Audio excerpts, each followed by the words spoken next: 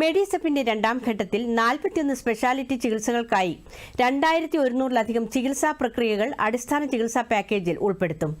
Policy കാലയളവ് നിലവിലുള്ള 3 വർഷത്തിൽ നിന്ന് 5 വർഷമാക്കി. രണ്ടാം വർഷം പ്രീമിയം നിരക്കിലും പാക്കേജ് നിരക്കിലും വർധനവുണ്ടാകും.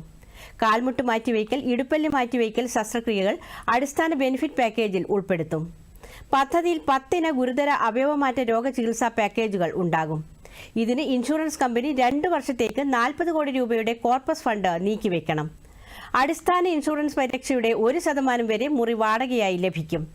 സംസ്ഥാനത്തെ വിവിധ പൊതുമേഖലാ സ്ഥാപനങ്ങൾ, ബോർഡുകൾ, കോർപ്പറേഷനുകൾ, സ്വയംഭരണ സ്ഥാപനങ്ങൾ, സഹകരണ മേഖല എന്നിവയിലെ ESI ആനുകൂല്യം ലഭ്യമല്ലാത്ത ജീവനക്കാരെയും പെൻഷൻകാരെയും മെഡിസെപ്പ് പദ്ധതിയുടെ രണ്ടാം ഘട്ടത്തിൽ ഉൾപ്പെടുത്തുന്നതിന് തത്വത്തിൽ അംഗീകാരം നൽകി. മെഡിസെപ്പ് ഒന്നാം ഘട്ടത്തിൽ സാങ്കേതിക യോഗ്യത നേടിയ പൊതുമേഖലാ ഇൻഷുറൻസ് കമ്പനികളെ മാത്രം രണ്ടാം ഘട്ടം ടെൻഡറിംഗ് നടപടികളിൽ പങ്കെടുപ്പിക്കാനും തീരുമാനമായിട്ടുണ്ട്.